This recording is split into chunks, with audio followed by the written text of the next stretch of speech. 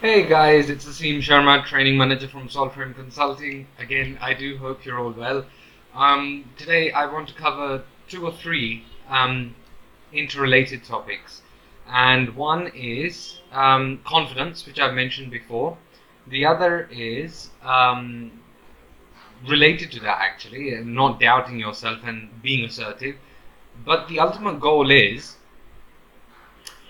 how do you find that best career or work opportunity for yourself, which is often related, I think, to not limiting yourself mentally.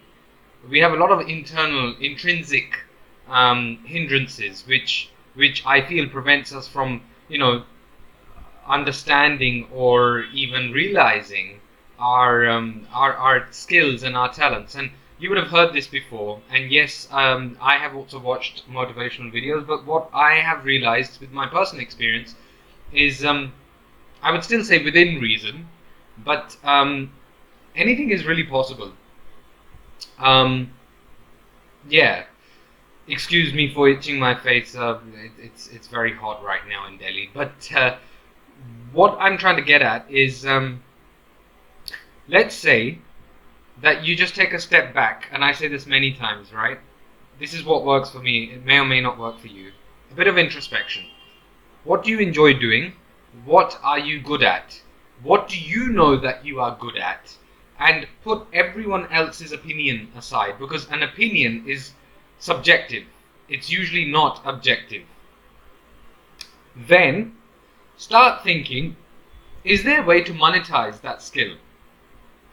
Is there a way that I can do something, either work for a company which needs these skills, a particular kind of role, maybe, or it could be something as simple as doing some freelancing or offering some sort of project-based work. It could be anything. So, okay, let's say you're good at singing, and you think, okay, I should start, maybe recording myself and putting things on YouTube and try to gain some attention. Of course, in some ways, because of these digital media platforms over the last decade or so, I should say almost 15 years now, it's made things easier. People like Justin Bieber, right? They started off on YouTube. But then again, you have these talent shows and so on. Or you try to directly, if you're lucky enough or have the resources to approach media production companies and songwriting houses, etc. I don't know. Now let's say your skill isn't so vocational, it's not so extravagant, it's more to do with something more technical, or what a lot of employers need. So let's say you're really good at Excel, right? You're really good at Microsoft Excel, so you could do some sort of data analysis, or maybe workforce management or something like that, which is a very typical example. Or you may think that, what, it would be a good idea to prepare presentations for corporates, to be able to market their ideas and pitch in for their or to their stakeholders. So it's thinking a little laterally, that look, okay, I know the obvious option is this. So again, some obvious options. You're good at science, you're good at maths, you're good at physics, and you think, what, I enjoy this, let me become an engineer, or maybe let me get into IT. Yeah, that's an obvious one. And of course, that's absolutely fine. But what do you do after your degree? Similarly, you may have, you may be good at certain things. So I was fairly good at science and maths. That's what I did at school eventually. But then I think that kind of somewhat clouded my judgment about what would be feasible for me to pursue in the future. So, pursuing, for me, it was medicine. Pursuing that in the future was perhaps not the best of ideas, even though no one doubted that I would be able to do it. But it just, in the end, became overwhelming for me, and I was not happy.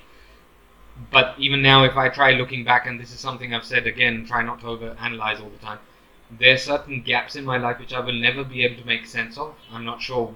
Maybe later, when I have that enlightenment, I'm not sure.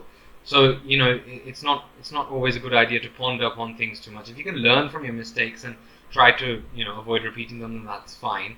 I think at some point I was interested in pursuing engineering, but then because I used to find maths hard, even though I was okay, I was good at it, but I used to find it hard. I thought, no, this is something that I don't think I would, really want to take that chance. And even now, I would think that way, because it sometimes can become a headache. But anyway, coming back to the confidence and the assertion. What exactly is confidence? And how is this related to what I've just been speaking about? So, if you're confident about something, you don't doubt yourself. It's as simple as that. That's my simple definition. And that's irrespective of what other people or what other factors, external factors, may do or say to you. There may be, again, obstacles. People may say that you're absolutely absurd. People have an opinion about almost everything, right? And if you're able to assert yourself that, listen, this is what I'm going to do, irrespective of what you think or what someone may prevent me from doing, and that gives you that kind of driving force to pursue your dream, as it were, then that is quite a powerful, thought process and resource within your mind to be able to, convert an idea or a dream into a reality. And it may not happen overnight. It may take years. And there are plenty of examples of that. I'm not going to go into that. I'm sure you guys know better than me, actually. But what I'm trying to say is, again, it goes back to something I've spoken about regarding failure. So let's say, I'll give you an example. I like to sing. In the future, I would like to pursue professional singing. Watch this space. I'm not sure what would happen.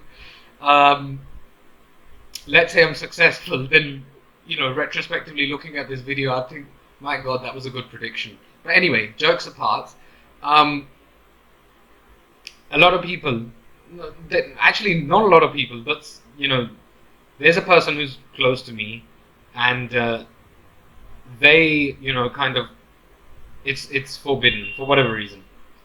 And, they even say that I'm a terrible singer, and that's, again, that's open to interpretation, but most of the people who've actually heard me sing are very surprised. And I know that, obviously if you start doing something professionally, then you hone yourself. So I know I'm nowhere near to being a professional, because I need to be able to, control my tone and other things. But I have a versatile voice, and, it would be nice to do things like voiceovers and maybe even animation and so on. So, always use your skills. I recently, not very recently, but it was interesting because certain things you do in your pastime, and I've been doing this as a kid, and then I remember once I was doing it in class, and then someone said, "Aseem, you know how to beatbox?" And I said, "Sorry, what is beatboxing?" And then I searched it. I was like, "Oh," and I'm actually doing it without realizing. So what I'm trying to say is that, let's say you pursue a dream of yours and you're not successful. And then, maybe someone who has been putting you behind says, "See, there you go, you failed, I told you so." Don't be disheartened by it, because that's just banter. That's just senseless banter. You need to be able to focus on what you wanted to do, what you still want to do, and how you can do it.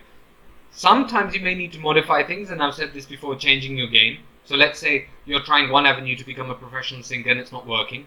Then maybe you try something else. Maybe you'd perform, or you'd tie up with someone who's more established to get that kind of, or obtain that kind of fandom. Many times it may be that you say, okay, hang on, instead of performing live, why don't I give the background, I don't know, vocals or instrumentals to an advert, for instance. So again, just thinking that, look, where can this skill be applied? Which industry may require it? Who may be interested?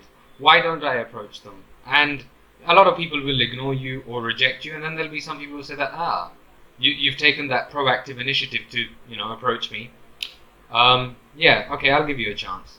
And then again, you have to bear in mind and be careful that you're not being, taken for granted and being utilized in a way that's exploitation. You get what you deserve in terms of whatever it is, remuneration or that recognition or whatever, right? So you have to be very clear about that and, be careful.